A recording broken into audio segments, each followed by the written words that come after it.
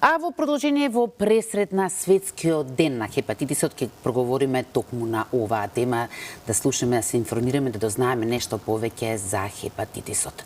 Во тоа ќе ни помогне нашата денешна гостинка, доктор Емилија Николовска-Трпчевска. И ова ми треба малку концентрација, гастроентерохепатолог. Да. Докторке, добро утро. Добро утро. Прво поздрав до сите гледачи кои што се утрово или пред своите екрани и благодарност што сум дел од денешната емисија. Темата на која што ќе зборуваме денес, мислам дека некако не сме доволно информирани и запознаени, но токму затоа вие по повод светскиот ден подготвувате и низа активности за кои што ќе проговориме подоцна, но ајде прво како за вовед. Што поточно представува хепатитисот Б и хепатитисот С и која е главната разлика помеѓу нив? Така, хепатитите во суштина представуваат инфективни заболувања. Значи, имаат своји разлики.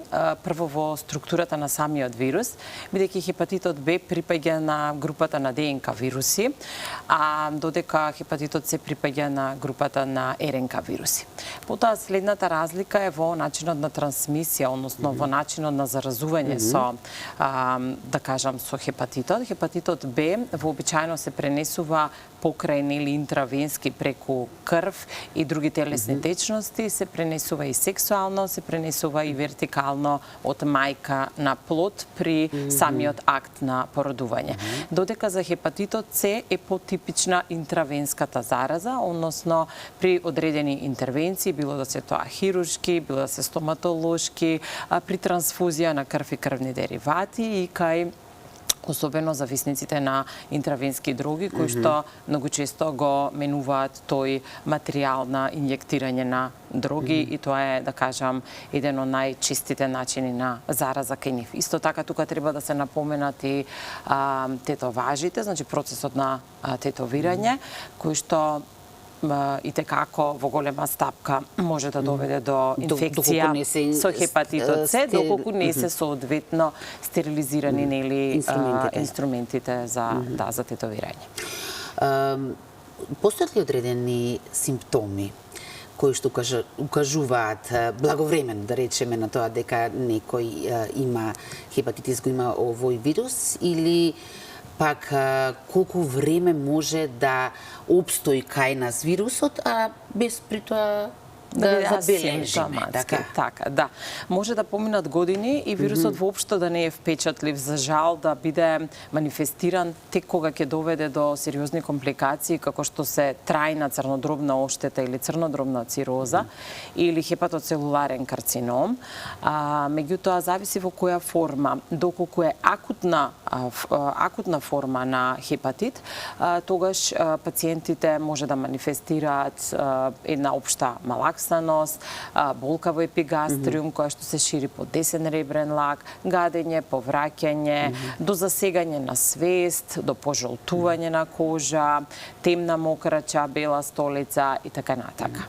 Што значи може години да поминат, ние не знаејќи дека го имаме вирусот, можеме да заразиме некого, така? Така е, да. Колку е присутен во Македонија? Некаде за хепатитот Б во 2022 година Светска здравствена организација статистиката е одредила дека 1,75% за хепатит Б, што одговара на она светска статистика, додека за хепатитот С тоа е пониска стапка 0,5%. Меѓутоа треба да напоменеме дека малиот процент на тестирање на самата популација, особено на ризичните групи, ќе ги напоменеме подоцна, нели кои се, е причина за недетектирање на вирусот. Со оглед на тоа што ги кажавте начините на кои што се пренесува, со исклучок на пренесувањето од мајка на дете, доколку сме внимателни, нема да се заразиме, така? Што значи, дали е точно да се каже дека клучна е превенцијата во овој случај? Така е. Пред се, за хепатитот Б постои нели вакцинација, односно имунизација, која што сега е во редовен вакцинален календар кај новородените. Меѓутоа, секако тука треба да се вакцинираат ризичните групи, во кои што се здравствените работници, пациенти кои што одат на хемодиализа, потоа пациенти кои што се имунокомпрометирани, кои што знаат дека имаат некаква одредена друга состојба која што прави имунокомпрометирање, како што се малигните болести, состојба по трансплантација на некаков си орган, така да за таа група на популација се препорачува вакцинација.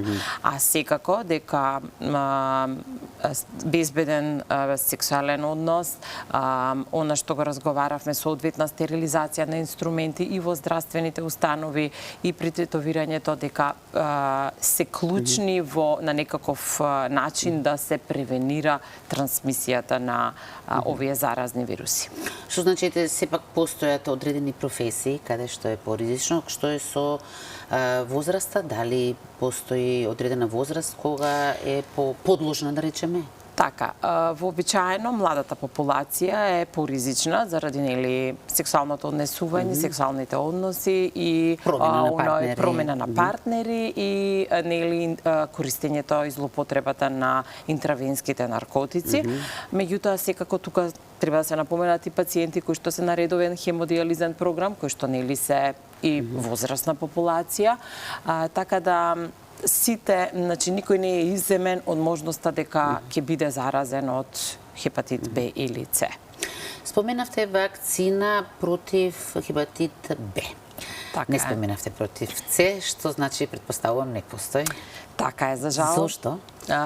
Заради самата хетерогеност, односно генетскиот на некој начин материјал кој што е доста изменлив и променлив кај хепатитот С, а исто така и разликите во имунолошкиот одговор, за жал не допринеле да се креира една вакцина или една формула која што ќе биде превенција за овој тип на вирус, меѓутоа се работи на тоа полепа да се надеваме дека, не знам, во некое догледно време ќе имаме и таков тип на вакцина. Па да го закружиме овој дел со превенцијата, што точно значи, кои се вашите инструкции за безбедно однесување? Безбедно однесување веќе напоменав, значи редовна заштита при сексуални односи, стерилизација на инструменти, било да се тоа во здравствените установи, било да се во просториите за тетовирање и така натака. И нели секако мајки кои што се бремени, кои што знаат дека ќе раѓаат, постојат начини на превенција, односно што све треба да се направи, тоа и гинеколозите се упатени за да дојде до на некој начин стоп на трансмисијата на вирусот вагинално, особено нели за хепатит Б сега разговараме. Што значи и целосно информирање е Апсолутно, неопходно. да. Колку е важно или пак клучно, да речеме, раното тестирање? Важно е токму заради компликациите кои што ги носат овие вируси, а најсериозните компликации се трајната црнодробна оштета, црнодробната цироза и хепатоцелуларниот карцином. Така да, според препораките, секој треба да биде на некој начин тестиран во некој одреден период од животот, особено ако припаѓа на ризичните групи кои што претходно ги напоменав. Каде во Македонија може да се извршат вакви тестирања? Па, за среќа, значи тестирањето е достапно речиси низ цела држава, во сите здравствени институции, било да се примарни, секундарни, терциерни, во приватни установи, така да тестирањето е достапно буквално насекаде. За хепатитот Б важни се одредени маркери, односно антигени, ХБС антигенот, анти-ХБС и анти-ХБЦ, додека само анти-ХЦВ за хепатитот С. Тоа за старт се доволни, да кажам, маркери кои што ќе укажат дали е инфициран или не некој од да кажам, пациентите. Меѓутоа, исто доколку се детектира, понатака постои друг тип на тестирање, да се види дали вирусот е во моментот активен, дали постои репликација, за хепатит Б репликација на ДНК вирусот, а за хепатит С репликација на РНК вирусот. И тоа тестирање се прави на инфективна клиника и во Академијата на наука и уметности МАНУ. И што понатаму, доколку се детектира? Има ли лек? Да, постојат лекови и за хепатит Б и за хепатит С, со тоа што разликата е во примената на терапијата, односно времетрањето на терапијата, бидејќи кај хепатитот Б, за жал, не може да дојде до целосно искоренување на вирусот и терапијата е доживотна. За разлика од него, хепатитот С се ерадицира со 12-неделен третман со одговор поголем од 95%. Во тоа зборувавме пред емисијата во поново време, така? Да, во поново време, па речи се може би една деценија веќе сигурно. Што доколку не се детектира на време и доколку не се третира? До какви компликации може тоа да доведе? Да, веќе ги напоменав два пати компликациите. Може да дојде до црнодробна цироза која што сама по себе носи бројни компликации од типот на едемски синдром, значи пациентите ќе почнат да акумулираат течност во абдоминалната празнина, да имаат отоци на нозе, може да пожолтуваат, може да бидат засегнати со свеста, односно да бидат сомнолентни или сопорозни, така да тоа се едни, да кажам, една сериозна компликација која што е нели иреверзибилна и доживотна, и најсериозната компликација е развојот на хепатоцелуларниот карцином. И сето тоа може да резултира и фатално, така? Така, апсолутно, да. Ајде сега, викендов, да знаеме да се подготват и оние кои што сакаат да се тестираат или кои што сакаат да дознаат повеќе. Во понеделник е светскиот ден на 28 јули. Што подготвувате по овој повод?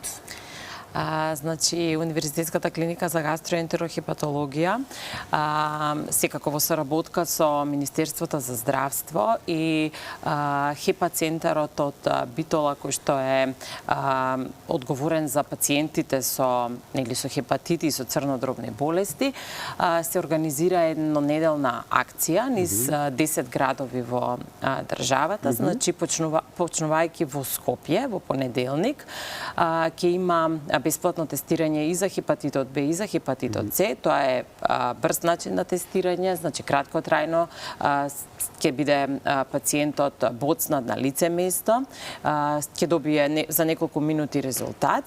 И другата многу важна, да кажам, прилика во тој момент е доколку пациентот е позитивен некој од вирусите, може и да добие фиброскен. Тоа е метода диагностичка за одредување на степенот на црнодробна оштета. Значи да се види дали тој пациент веќе има развиено црнодробна оштета и болест или се уште, значи тој црндроб е на некој начин здрав.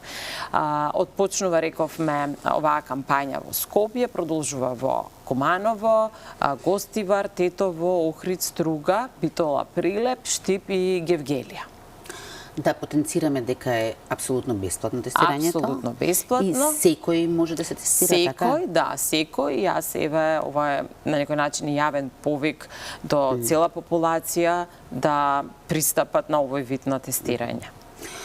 За самиот крај сакав само да ве прашам, како е, да речеме, на ниво на цела држава, каков е планот или националната програма државата во борбата против хепатитисот? Конкретно во моментов е изготвен национален програм за скрининг на хепатоцелуларниот карцином, каде што припаѓаат овие два ентитета како ризична група за развој на хепатоцелуларен карцином. Тоа ќе биде скрининг кој што нели во соработка повторно со Министерството и Универзитетската клиника за гастроентерохепатологија на почеток, а потоа се надевам дека ќе бидат вклучени и други центри од државата. Сите пациенти кои што имаат хепатит Б и хепатит С ќе имаат можност да бидат следени секој 6 месеци на нашата клиника со цел превенција на на сериозните компликации и тука покрај хепатитот Б и С спаѓаат и другите да кажам ентитети кои што придонесуваат за црнодробна оштета, како што се црнодробната цироза, било да е од автоимуна генеза, било да е од метаболна генеза, било да е од болести на таложење, тука е Вилсоновата болест, така да тој програм ќе опфати една поголема група на пациенти со можност за мониторирање не само лабораториско, него и токму со овој фиброскен кој што го напоменав, кој што дава брз одговор за црнодробната оштета и не е инвазивна метода која што нити предизвикува болка, брзо, ефикасно, значи и рано детектирање на црнодробна оштета. Доктор, ке ви благодарам многу на ова ваше гостување, на ова информирање од ваша страна. Ви посакувам успешна акција, да дојдат што е возможно повеќе луѓе да се тестираат, а да испаднат што е возможно повеќе негативни. Така е, да. Сите се надеваме дека тоа ќе биде исходот, меѓутоа, сепак треба тестирањето е битно, бидејќи малиот одзив на тестирање доведува до незнаење, односно немање можност да процениме колкав дел од популацијата е навистина заразен, така да кога имаме посебно ваква прилика, значи за бесплатно и брзо тестирање, јас себе уште еднаш ја повикувам цела популација да излезе што повеќе на овој вид на акција. Секој во своето место на живење. Така е, апсолутно. Ви благодарам многу. Благодарам и вас, Искра. И благодарам и на сите гледачи кои што ова утро беа со нас.